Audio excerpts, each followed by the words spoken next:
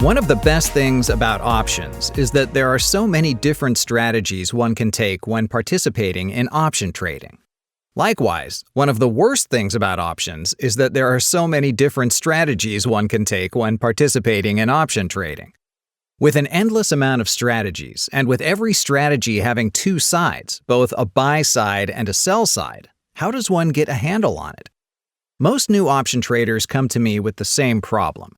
They try an approach, and they may win some trades here and there, but over the long run they continue to lose money.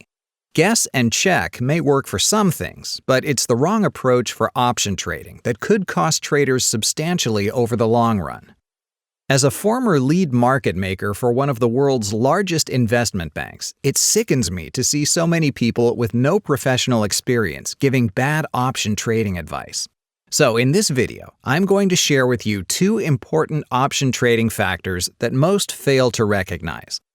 I hope you're ready, but before we get into it, make sure to subscribe to our channel and click the notifications button so you're always in line for our latest releases. The first factor is to understand probability of success and how it applies to option trading. Each option trade has a probability of success statistic attached to it. New option traders typically flock to huge profit potential strategies because they fail to understand that these come with a very low probability of success. As a result, they put themselves in a hole that they can never climb out of. For example, people are excited about investing $100 with the hopes of making $400, but they fail to understand that comes with a 25% probability of success. It's no wonder they lose trade after trade and then think options don't work.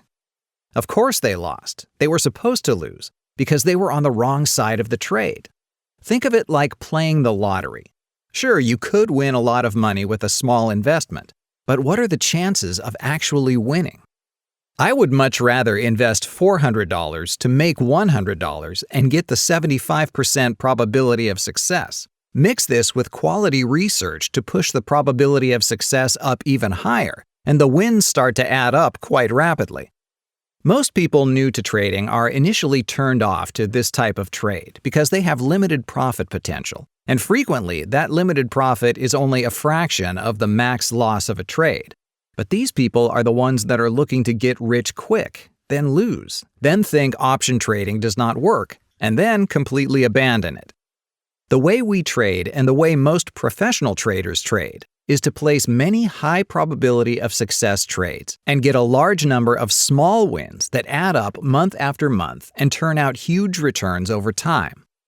The second factor that every option trader should understand is the importance of implied volatility. This is key to executing the right trades, because when implied volatility rises, option prices rise.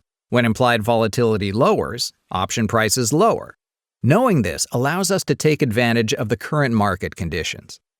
When implied volatility rises, it eventually comes back to the normal range, but we can use this spike to our advantage to increase our probability of success even more.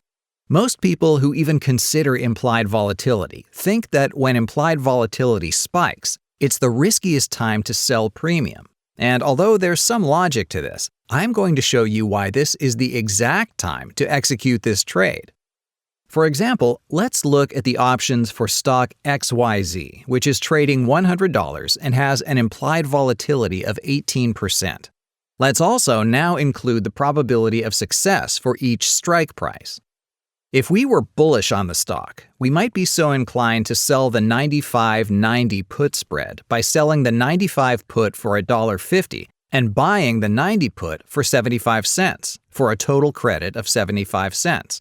This comes with a 79% probability of making that full 75 cents, right? Because the 95 put has a 21% probability of finishing in the money, which means it has a 79% chance of finishing out of the money.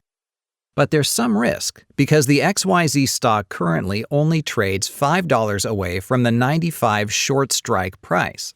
So the question is selling this spread really worth the risk? Well, at the current implied volatility level, probably not. However, if XYZ suddenly has a spike in implied volatility, things might be a bit different. For example, let's say implied volatility spikes from 18% to 25%, a 7% increase. The prices of the markets would suddenly change to reflect the following prices. This gives us a huge advantage because now we don't have to sell the 95-90 put spread with the increase in implied volatility. We can now sell the 90-85 put spread for the same 75-cent credit, and now we are $10 away from the current stock price versus the previous $5 away. Not only will we be a safer distance away from the stock, but once volatility collapses and returns to normal, we'll also reflect a better probability of success and make 25 cents instantly from the price change. Now we have a position that's comfortable and profitable, and we owe it all to the original spike in implied volatility. So you see, putting the probability of success on our side and then using implied volatility to our advantage puts us on top of the mountain looking down at everyone else from the start. To see exactly how we do this time and time again, see our website optionstrategiesinsider.com and pick up our free trading course on option trading success.